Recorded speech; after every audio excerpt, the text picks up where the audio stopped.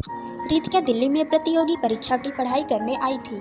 उसकी कक्षाएं रात्रि में काफ़ी देर से समाप्त होती थी। गर्मियों में तो फिर भी ठीक था, पर सर्दियां आते आते रात को सड़कें सुनसान होने लगीं।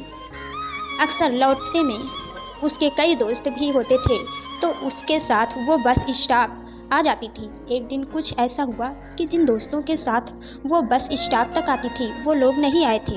कक्षा के समाप्त होने में भी थोड़ा समय ऊपर हो गया। वो अकेले ही कक्षा से बस स्टॉप के लिए निकली। इसी बीच कुछ मनचले लड़के भी उसके पीछे लग गए।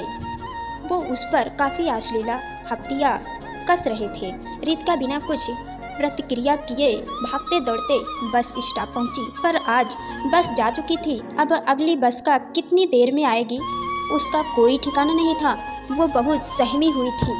इतने में ही एक सरदार जी, जो कि ऑटो चलाते थे, वहां आकर रुके। स्थिति को भांपते हुए रितिका से पूछने लगे कि उसको कहाँ जाना है। रितिका को समझ नहीं आ रहा था, पर उसके सामने और कोई रास्ता नहीं था। सरदार जी इस समय उसके लिए तिनके का सहारा साबित हुए थे। वैसे तो सरदार जी उस समय अपने घर लौट रहे थे, जो रितिका के घर से बिल्कुल विपरीत दिशा में था, पर उस समय उन्हें रितिका की मदद करना ज़्यादा मुनासिब लगा।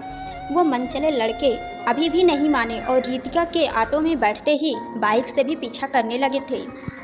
सरदार जी ने उनको पीछा करते देखा, ऑटो को रोका, बाहर आए और ललकार कर बोले कि अगर एक कदम भी आप साथ चले तो मेरे से बुरा कोई नहीं होगा।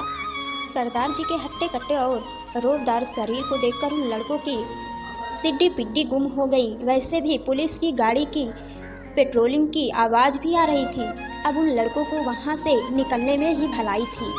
वो तो चले गए, पर रितिका बहुत डरी हुई थी। वो सरदार जी की बहुत एहसानमंद थी। सरदार जी ने उसकी हालत भांपते हुए कहा कि बेटा, कभी कभी ज़िंदगी में कुछ अनचाहे हालत बन जाते हैं, पर उसकी वजह से घबरा कर पढ़ना लिखना मत छोड़ना। अगर पीछा करने वाले आवारा लड़के हैं, तो कहीं ना कहीं ऐसे लोग भी हैं जो बहन बेटी की रक्षा के लिए हमेशा तैयार रहते हैं।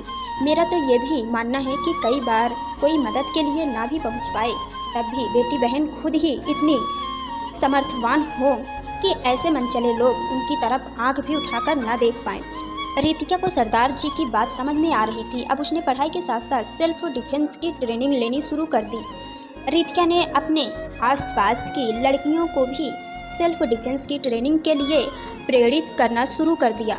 जिंदगी में कई लोग ऐसे टकरा जाते हैं कि जिनसे जीवन भर का रिश्ता बन जाता है। कहने को तो सरदार जी ऑटो वाले ही थे, पर वो रितिका के लिए तिनके का सहारा बनकर आए थे।